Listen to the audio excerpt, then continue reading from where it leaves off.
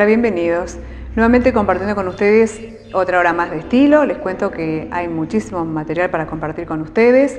Va a estar con nosotros el director de tránsito hablando sobre estas cuestiones que tienen que ver con cómo ordenar el tránsito en nuestra ciudad.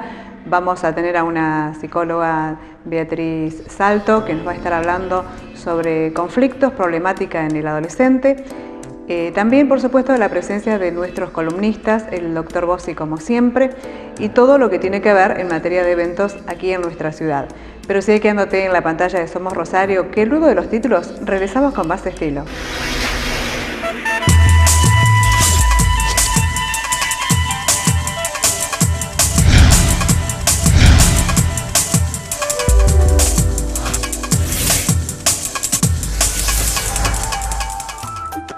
Y hoy nos acompaña Estilo Federico Mijara, que es director del laboratorio de la Universidad Nacional de Rosario, de la cátedra de sonido y electroacústica, electroacústica. Y hablando un poco de lo que es la Semana del Sonido en nuestra ciudad, ¿no? Una novedad para los que realmente no saben de qué se trata y poder informarles. ¿Qué tal? Bienvenido. ¿Qué tal?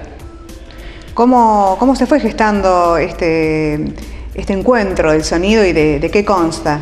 Bueno, esto surge en Francia en el año 2004, lo crea Cristiano Bonnet, que es un ingeniero en sonido y músico, especializado en diseño de salas, en grabación y todo ese tipo de cosas. Tiene varios libros escritos y el año pasado se hizo por primera vez en Argentina, en La Plata. Ahí fue donde yo lo conocí y conversamos varias veces y me invitó a organizar la Semana del Sonido acá en Rosario. La Semana del Sonido es un evento en general que está destinado a despertar la conciencia de la sociedad sobre la importancia que tiene la acústica y el sonido en la vida del ser humano, en todas las actividades.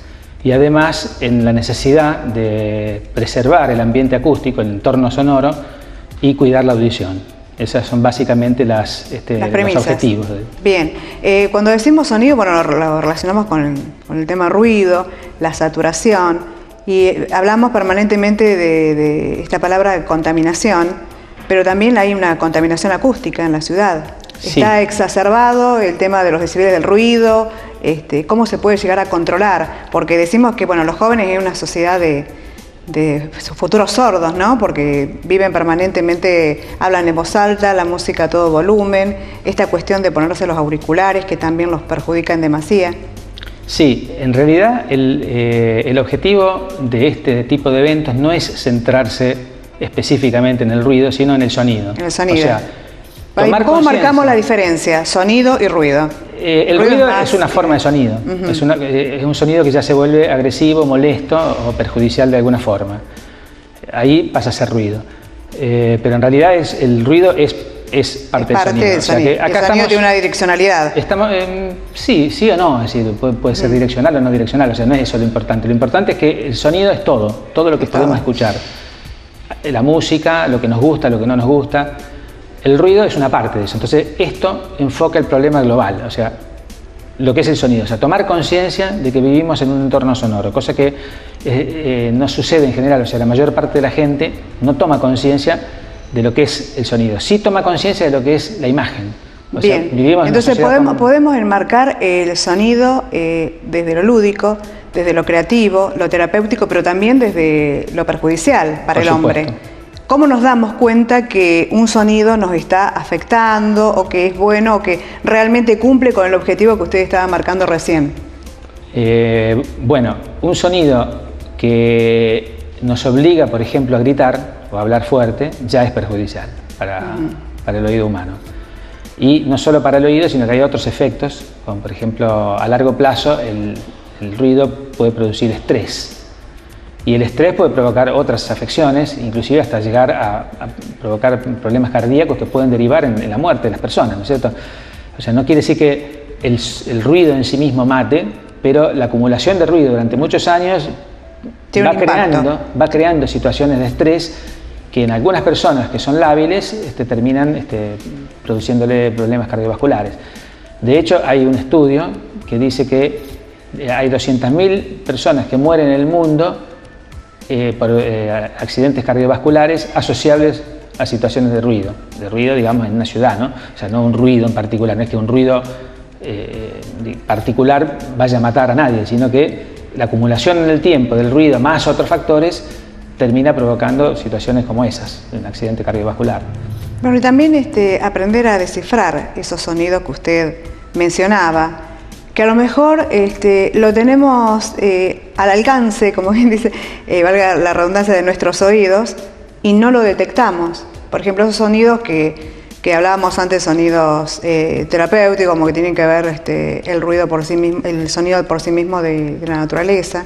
Y el otro que es el elaborado, el creado, el que realmente uno le pone una intencionalidad para que surja ese efecto. Y la pregunta es aprender, o sea, reaprender esas cuestiones que tienen que ver con el percibir el sonido, la percepción, a eso me refiero. Exactamente, o sea, ser absolutamente conscientes en todo momento de que estamos escuchando y de lo que estamos escuchando. O sea, por ejemplo, ahora nosotros agudizamos el oído, vamos a escuchar un montón de sonidos que vienen de afuera. Sonido de los autos, sonido de personas que están hablando ahí afuera. Pero hay que ver con cuál me quiero quedar, claro. ¿Cuál de ellos yo me quiero quedar? Sí, pero lo que pasa es que si bien el cerebro humano es capaz de filtrar todos los otros sonidos, no necesariamente los filtra del todo y eso me va perjudicando. Entonces, bueno, yo tengo que tener la posibilidad, y de eso se trata, cuidar el entorno sonoro, la posibilidad de poder escuchar lo que yo quiero. Si yo voy por la calle, por ejemplo, y quiero conversar con una persona, no puedo conversar en las óptimas condiciones, o sea, puedo, pero a los gritos. Entonces yo tengo que estar forzando la voz, que me escucha tiene que estar forzando la atención auditiva para poder dilucidar lo que yo quiero decir en el medio del batifondo general. Entonces de eso se trata el cuidado del entorno sonoro, y somos todos responsables de eso. Bien, y llevándolo al plano de la música, por ejemplo, porque sabemos que tienen varias aristas, ¿no? Este evento que usted mencionaba. ¿Se puede decir que en cuanto al sonido puedo lograr la captación de hacer buena música y a veces digo, uy, pero esta música satura con el tema y parece que no escuchamos a lo mejor la letra o la sinfonía, sino el sonido que está a mil, y eso hace que no sea una buena creación, por ejemplo, en cuanto a la música? Sí, o sea, yo no hablaría de una buena o mala creación, porque es un problema. Pero de acuerdo estético. A los gustos, de acuerdo a la gente que dice esto me satura porque es ruido y ruido y ruido, y la verdad que no. Claro, pero hay gente que ese ruido le gusta. O sea, hay una problemática que yo quisiera separar, que es el tema estético, o sea, que es cómo percibimos y cuál es nuestra actitud frente a una determinada música. Y el otro problema es qué efectos puede producir desde el punto de vista fisiológico. Entonces, una música, es indudable que al que le gusta, hay público para todos. Por ejemplo, y eso le gusta, o sea, es agradable. No quiere decir que sea bueno desde el punto de vista fisiológico. Por eso es que quiero separar el problema estético del problema fisiológico o biológico, ¿no es cierto? O sea, esos sonidos muy intensos, ejemplo, la música muy fuerte, la música por auriculares, en las discotecas, que de eso justamente se va a hablar en la conferencia que va a dar el ingeniero Serra, que pertenecen a la Universidad Tecnológica Regional Córdoba, que vienen haciendo un trabajo sobre adolescentes y el impacto que tiene el sonido recreacional sobre su audición. Y en esto me quiero detener, usted me nombraba de los adolescentes. Hoy estamos en la era de la comunicación y de la imagen, pero estamos totalmente incomunicados. Porque, bueno, desde este aspecto, desde el que usted planteaba, que todos quieren hablar, pero hablan a los gritos y es como que ninguno se entiende. Entonces, podríamos decir que esta sociedad está marcada por la exacerbación de sonidos, de ruido, como que todo va a un punto máximo, ¿no? de lo que es el índice de la saturación. Exactamente. En cuanto a sonido. Es lo que Christian Hugonet, este ingeniero francés, denomina compresión. Es decir, la compresión sonora, que se utiliza muchísimo hoy en día, sobre todo en las grabaciones, consiste en los sonidos más débiles llevarlos y acercarlos a los más fuertes. Entonces todo el tiempo está fuerte. Con lo cual, si eso se repite en todos los ámbitos, vamos a tener lo que vos llamabas saturación. No es exactamente saturación en el sentido físico, pero es un nivel muy alto, permanente, que no nos permite, por ejemplo, detenernos a meditar lo que estamos escuchando. porque está siempre sonando, siempre sonando, siempre sonando. Pero bueno, esto lo sacamos un poco de contexto, ¿no? Porque a lo mejor no es su campo, ¿no? de investigación. Pero nos encontramos en una sociedad que está como en una anomia, ¿no? Y esto que tienen que escuchar la música, como dicen los jóvenes, al palo, tienen que hablar a los gritos, gritan en todos lados, hacen batucada en todos lados, como que el ruido o el sonido lo transportan en todos los lugares, sin determinar cada situación, ¿no? Sin determinar que, bueno, acá es un lugar donde se debe hacer silencio y respetar. Claro. Este es un lugar donde debemos hablar normalmente. Y otros lugares que por allí están en espacio, al aire libre, sí se pueden permitir por allí el sonido más fuerte. Claro, no se está tomando la diferenciación de lo que son los espacios también. Y eso hace a la problemática. Es lo que podríamos llamar, en analogía con lo que se hace en las lenguas, que se habla del registro del idioma, acá podríamos hablar del registro acústico. Es decir, no se aplica el mismo registro acústico en todas las situaciones.